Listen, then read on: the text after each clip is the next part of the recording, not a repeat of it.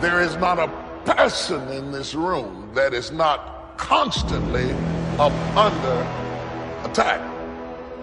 No matter how blessed you've been, no matter how successful, no matter how accomplished, no matter how healthy, no matter how fruitful you are, somewhere in your life you are either being attacked or about to be attacked in some area of your life. What is it that will make it worth it for you to face the rejections? What is it that will make it worth it for you to brainstorm and not be intimidated and say, I can do this? What is it that will make it worth it for you to raise the bar on yourself and say, I got some more stuff in me? What is it that will make it for you when you want to give up? And God says, I'm going to bless you, but you've got to dress for the battle while you receive the blessing. With every blessing, there is a battle. I would venture to say the greater the blessing, the greater the battle. The enemy would not send that level of battle against you if there were not that level of blessing before you. The level of battle you face is an indication of the level of blessings that you stand to receive. No robber robs an empty house. Nobody holds up a bag lady because she doesn't have anything to steal. If you're up under attack, there's something to be gained.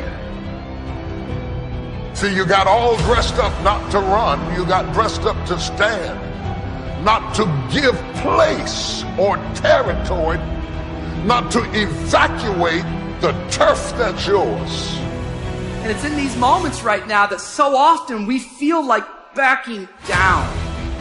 Life ain't gonna be easy. Ain't nobody gonna hand you nothing. You still gotta go to work. You still gotta compete against everybody in your industry. Life's still gonna happen while you trying to blow up.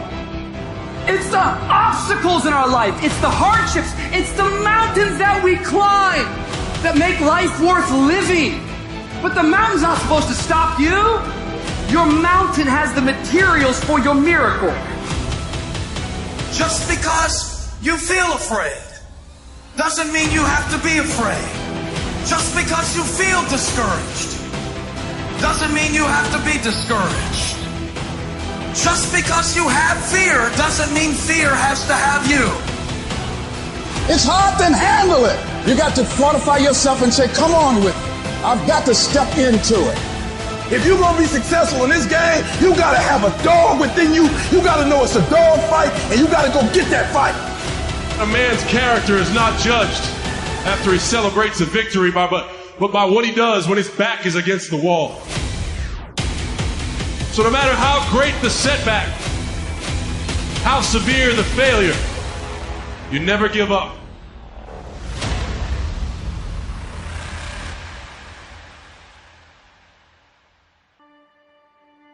Grab and seize this opportunity like you've never seized anything in your life before to make something remarkable of it. Take advantage. Don't be lazy, especially in the spring. Don't be distracted, especially in the spring. You've got to take advantage of every spring that comes because there's only a handful. Life isn't forever. It finally comes to an end. One of the Beatles wrote, all things must pass. The sunrise doesn't last all day. Spring doesn't last all summer. The sunset doesn't last all night. We all have periods of time, pieces of time. And when those pieces of time comes, what you've got to do is take advantage of each time that comes. At the longest, life is brief.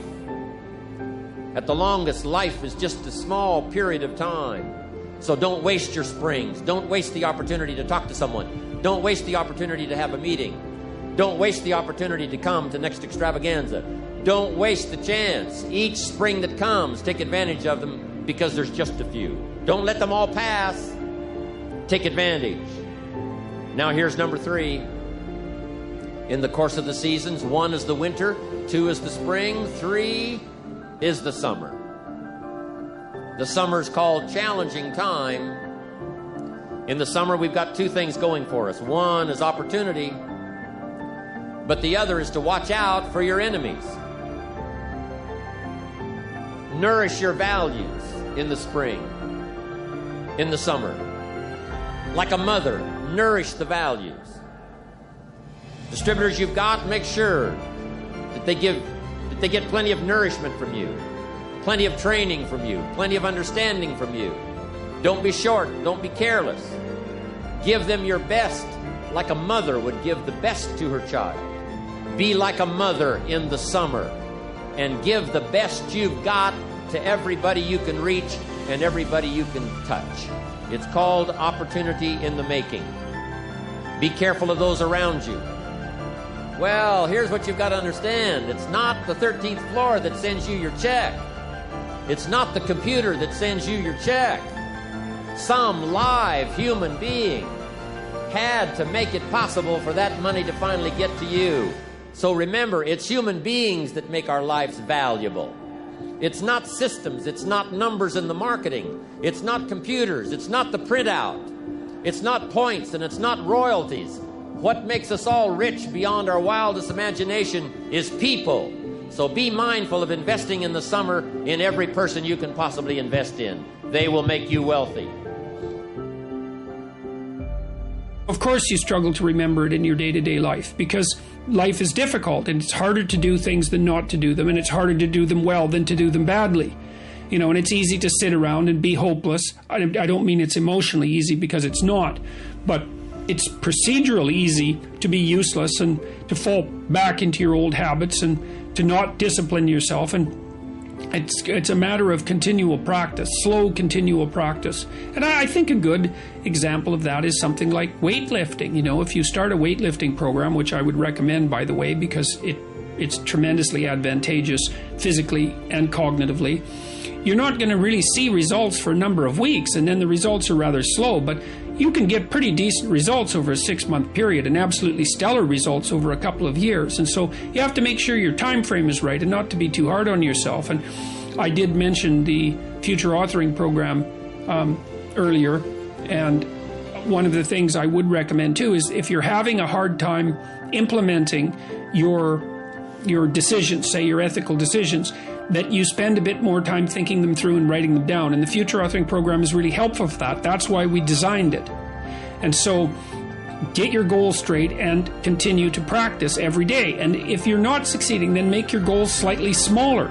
You want to make your goals large enough so that they challenge you, but small enough so that you have a reasonable probability of succeeding at them on a day-to-day basis.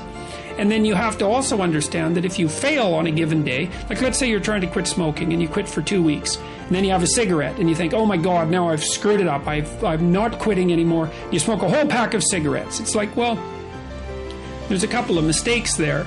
And one is, well, just because you had a cigarette doesn't mean you failed. It just means that you had a cigarette. You can start stopping again the next day. And the fact that you had one cigarette in the last 2 weeks is a hell of a lot better than the 2 weeks that you had before that. And so you've got to be realistically humble. You've got to be ambitious enough in your goals so that you're pursuing something that you regard as truly meaningful and worthwhile. You know, and maybe you can judge that to some degree if you think about someone you love attempting the same thing and think about how you would feel if they managed it. And if you would feel good, then that's probably a good... what would you say? That would be a good evaluation strategy to use on yourself. So you want your goals to be of sufficient nobility so that you can live with yourself properly if you're pursuing them, but you want them to be small enough so that you have a reasonable probability of implementing them. If you're having a discussion with someone and they're talking about things that don't have those characteristics, right, that they haven't made personal, then the conversation is almost never interesting. It's because the person they really are an empty shell through which ideology, cliches and slogans are pouring. There's nothing about that that's compelling because you don't see the grappling. You don't see that the other person has grappled with the ideas and come to their own unique conclusions. And it really is in that mingling of the abstract and the particular that compelling wisdom is to be found. And so that's and then concretely speaking, Well, there's ways of earning your knowledge, and part of that is reformulating it in your own words. That's thinking it through, right? And discussing it until you have it at hand.